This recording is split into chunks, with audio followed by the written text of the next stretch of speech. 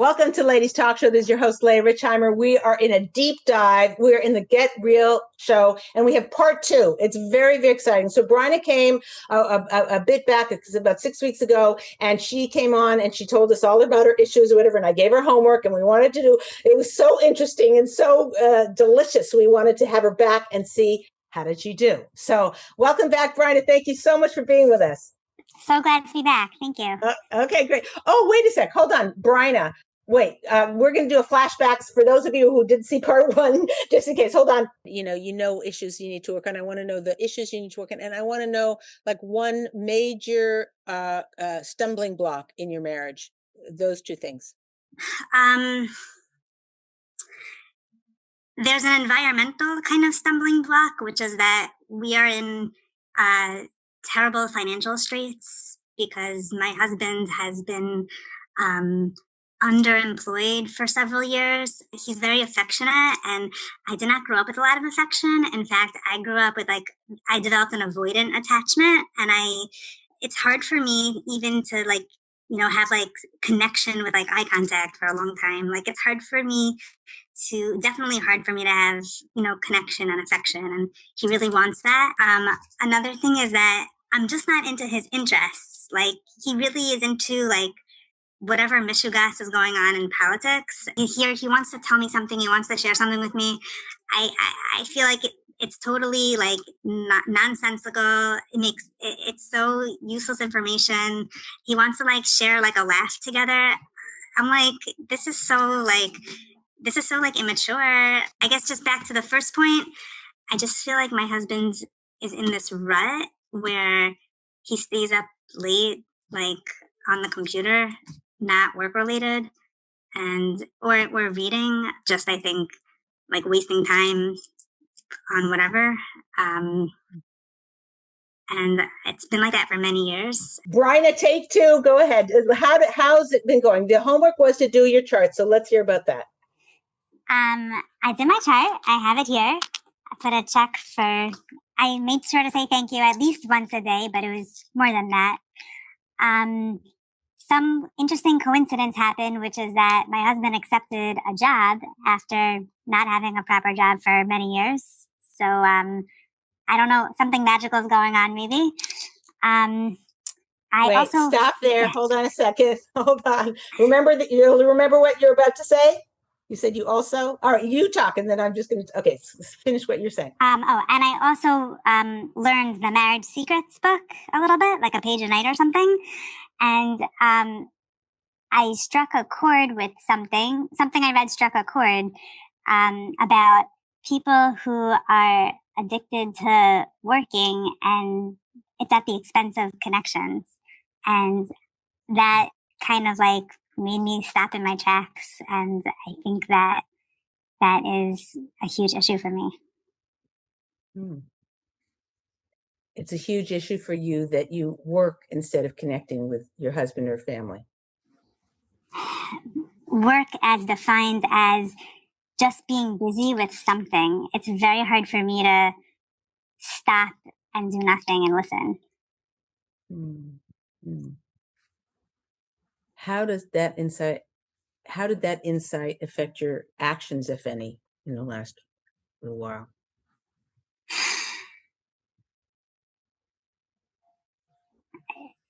Just the awareness is making me realize, this quote jumps out at me from Leah Richeimer about how you waste large amounts of time to have connection, and that kind of gave me permission to do that. And I had to let go from my work a little bit to have this spontaneous connection time, which I wouldn't let myself have before because I felt like it was so unproductive.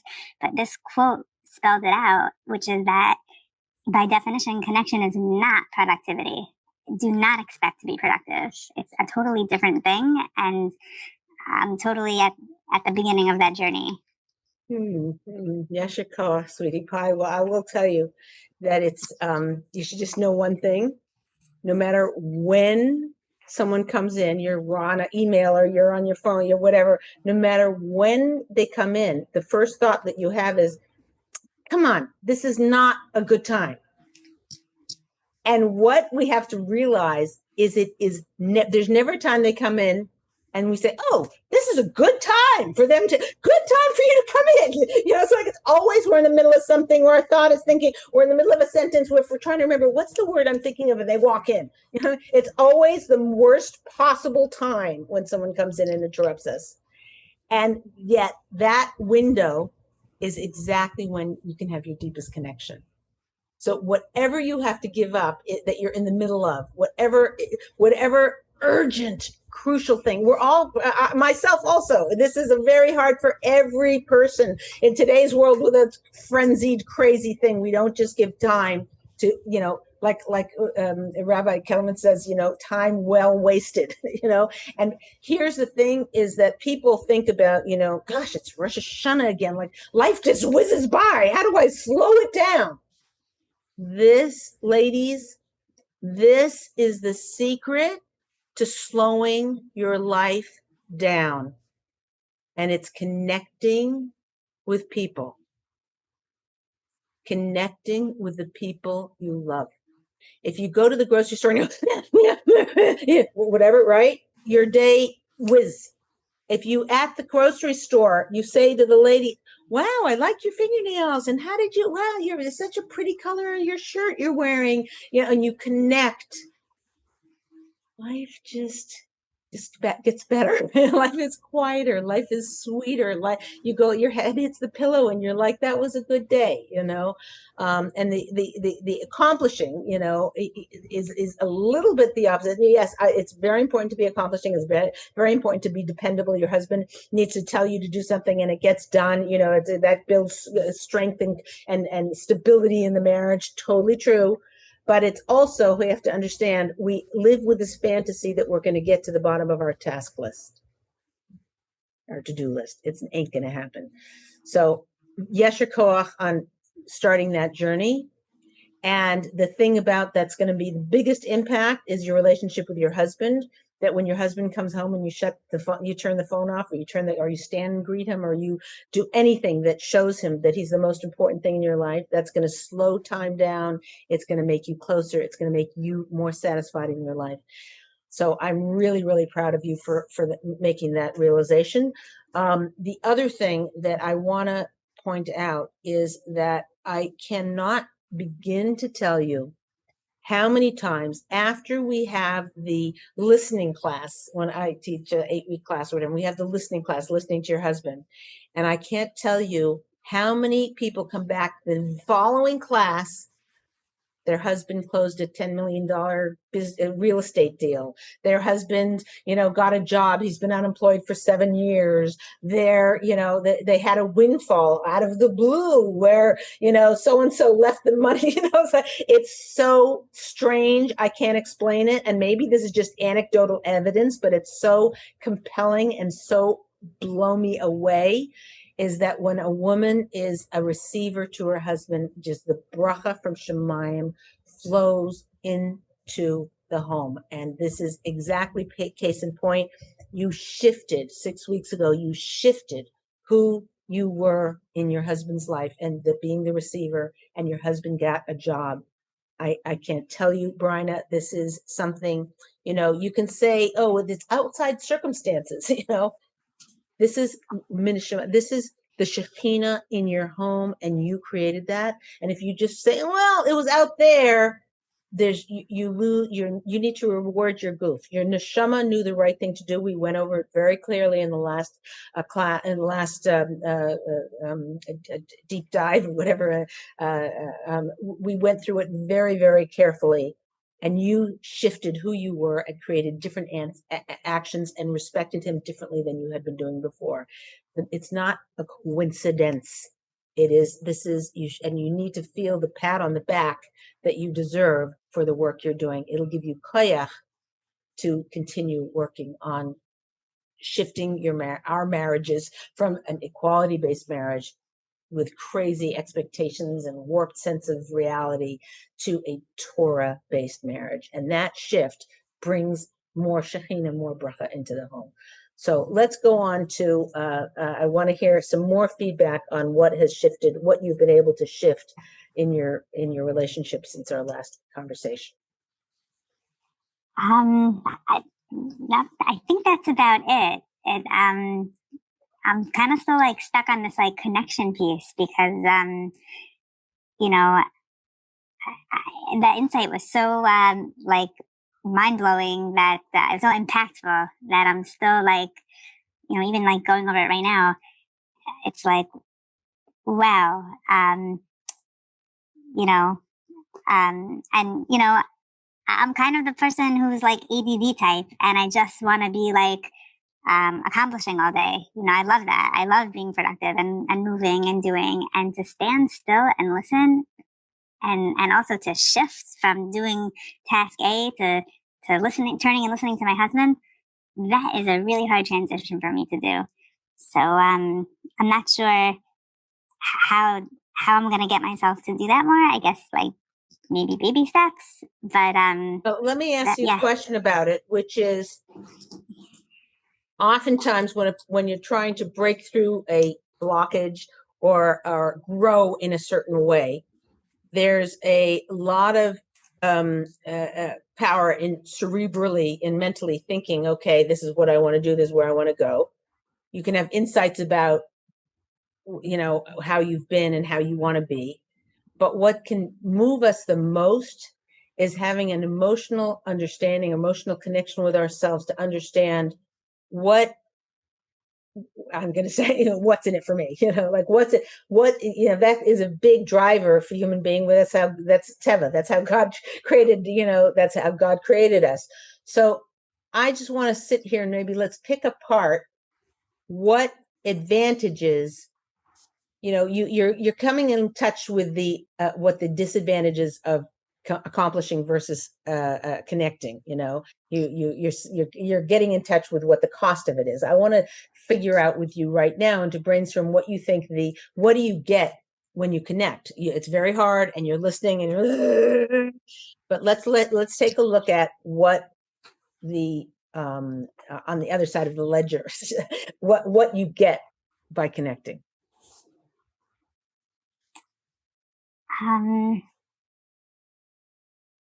It just feels good to know that you're seeing eye to eye and you both get something. It's a good feeling. While you're in it or after the fact you're talking about? More in the moment, but maybe also after. Well, how could it be like if you're in the middle of, let's say you're in the middle of, you know, you're buying curtains and you're on Amazon and you have the 4 different windows open with the 4 different window treatments that you want to do, and you're like, that one, no, let me these 2, okay, it would illuminate that one. Oh, hi, you're home.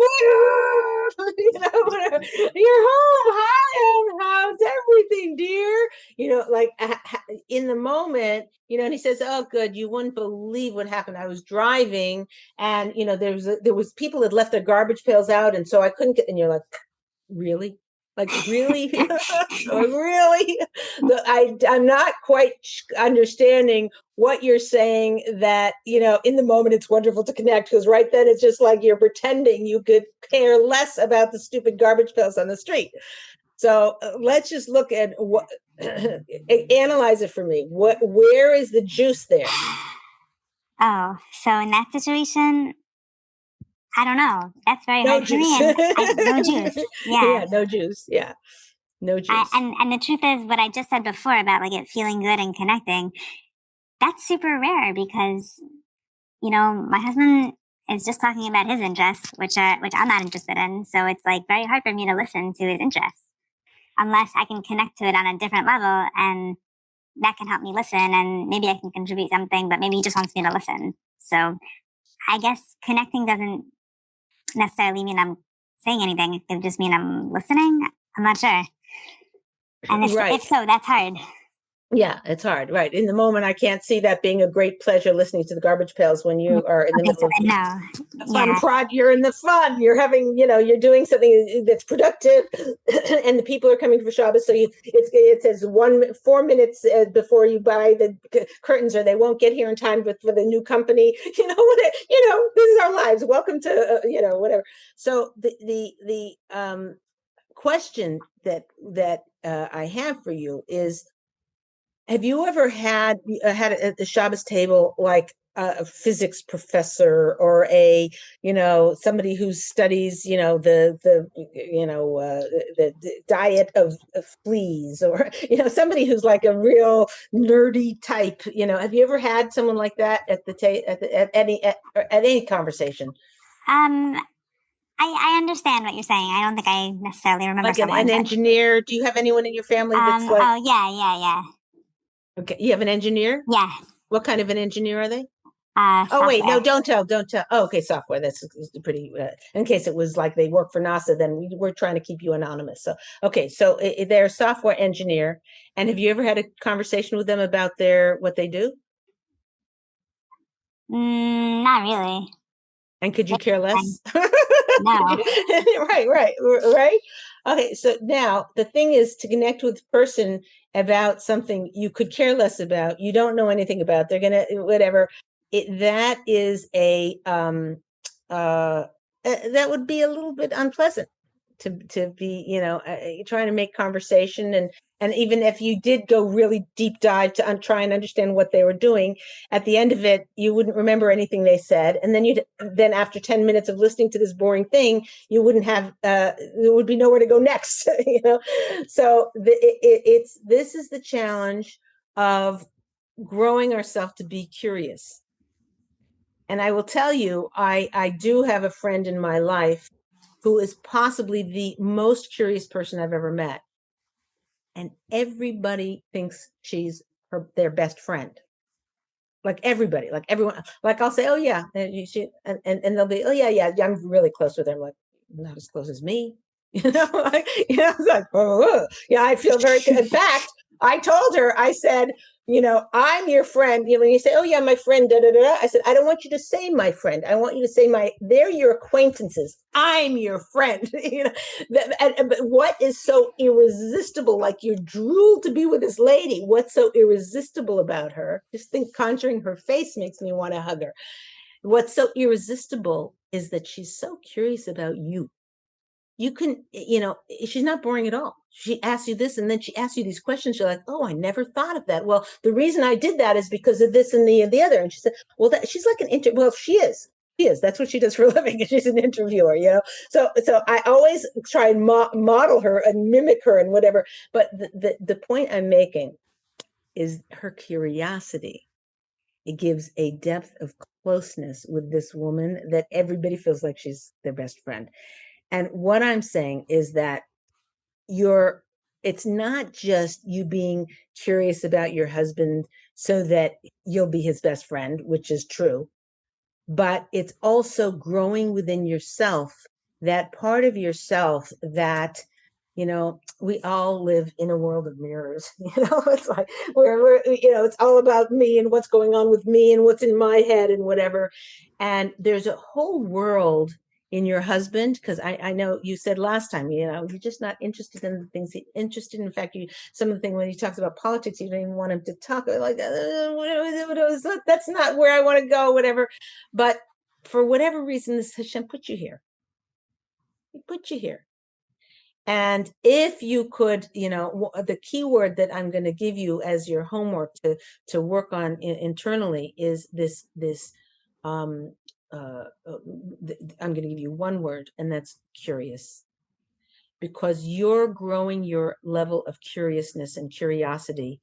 There's a world of joy there that you may not have yet discovered in your life. And it's true that hearing about the garbage pails, or hearing about what the software engineers, and how he makes parallel websites that mimic each other. I don't know. I don't know what I'm talking about. But to shift yourself into somebody who's more curious, I think there's some joy and pleasure there that can equal or exceed some of the pleasure you get out of accomplishing. Try it on. It's a homework assignment. Okay. This is something, to grow yourself in curiosity. And when you find yourself having to disconnect with your accomplishing and connect with someone, right? And the hardness of, there's a Rebbitzin who's, I don't know, remember who said it to me, but I know it was a Rebbitzin said that, we want to be able to withstand the challenge at the moment. Like sometimes you're at the doctor's office and you're like this one, and you have to do there and you have to be there, and you just have to sit there and you have to like whatever, and then your phone battery, you only have 14% left, and you're just like maybe you'll pick up a magazine article. We have a hard time in our day and age. We have a hard time just being with ourselves. So double that when you're trying, or 10 times that when you're trying to connect and be there for other people. So the homework now, your shift. So first of all, first homework, acknowledge yourself for the work you did that allowed your husband to get that job. There was a shift in you that there's no coincidences. Everything is preordained is driven by Hashem and managed by Hashem. If you don't pat yourself, your neshama did the right thing, and you have to reward your goof. So I am commanding you to go buy a dress or a new tichel or a new pair of shoes, something. It doesn't have to be big, but you have to reward. A piece of chocolate would do it. Why people would eat chocolate when there's marshmallows around, I don't know, but whatever suits your boat. But your job is to reward your goof for the work you've done. That's your first job. And the second job is to embrace curiosity and see where that takes you. That sounds amazing. She's nodding her head. You guys can't wait, say it so that the people can hear your reaction. That's good. Wow. I'm just trying to, wonder what's holding me back from being more curious? I think it's like walking around all day being like into my own head and my own thoughts. And, I know also like I'm like the opposite of a nosy person. Like I keep to myself, and I'll keep people's secrets, and I won't, if I see someone's having a hard time, like I'll look the other way. Like I don't want to embarrass them and meddle in their stuff. So I'm like the opposite of curious. That maybe could be a good thing, but now I have to develop the curious part. Well, that part that you're merging two thoughts. One is you're a very tzniut person, and you're very, and that's fine. But when you're trying to connect with someone and it's a little hard for you, that's where the curiosity. It doesn't have to come about with everything, and you have to have a 3-hour conversation with the lady behind the checkout counter at the grocery store. There's times and places and whatever, but when you are just making an internal decision, I want to connect deeply with this person. I want to connect deeply with my daughter. I want to, and it could be that you have a kid who, sometimes you have kids go through stages, and they're into things that, Legos, like, okay, all right, fine. Thank you. The Legos, enough with the Legos, but if you want to connect with that kid, your best methodology is to sit there and say, to do some research maybe on the computer and say, what kinds of Legos are this, that, find out about it. And then say, I heard that they had, they now do a Lego of the planet Earth. Have you ever heard of that? Or then he's going to ask you to buy it for him. So forget that line of thinking. But I mean, find, become curious. And if you find that hard, even for your husband's talking about his work, and they have this new solar system that they put in the whatever on the roof, so write down questions. What kind of solar system? What, why do they think that's a good idea? Is that going to save us a lot of money? Is it a financial thing? Is it an environmental thing? Work on your curiosity by journaling to yourself or thinking about it, because that's the key to connecting with other people, is being curious about them and caring. And it starts, it's a slow process or whatever. And until, this is why I said, what's in it for me? Until you see the juice from it, I'll tell you one last story, and then we have to end off. And that is my student, we had this homework of you had to listen before you had to listen to your husband for 15 minutes and come back and report, right? And this one was like, oh my gosh. So she she's doing the laundry. She's got she just put the kids to bed. The dishes need to be done. And she sees her husband sitting on the couch, doing something on his phone. She puts her laundry down. She goes and sits to him and asked him about his office. And he started talking about all his politics and his whatever. It was like, she said, Leah, it was so boring to keep myself awake. I had to bite the inside of my cheek. Okay, to stay awake for an hour and 15 minutes. And she said, I got up. It was a total fail. I didn't feel any closer to him. I didn't feel like, we bonded or whatever. It was a fail. She said, and then I went to my kitchen, and we had 3 cases of water bottles that had been, sitting in the kitchen for like weeks. And I kept asking him to do it. I came into the kitchen after our conversation and he had just moved them. And I went into the bathroom, and she said, this is a true story. I went into the bathroom and he had changed the toilet paper roll. Okay. Miracle. That's like a miracle in itself. So she said, she said, this listening is, I thought it was such a fail, but you know what? It's like, I feel like we're together. We're a partner. We're a team. Listen, Bryna, you have been gewaldic. I'm so proud of you. So impressed with the work that you've done. Hashem should continue to work on, to help you and give you koyach to work on this, and that you should have hatzlacha with being curious and feeling that connection and that very, very special closeness that women need more than anything else in the whole world. Thank you so much for being with us. Thank you so much. This was so meaningful, and this is changing my life. Thank you. I don't know how much you realize that. It's Hashem should bench you and give you koach. And thank you for saying that. It means a lot to me. And you're a really special lady, and you're doing some good work. This is Leah Richeimer for Ladies Talk Show. Thank you, ladies. Be curious.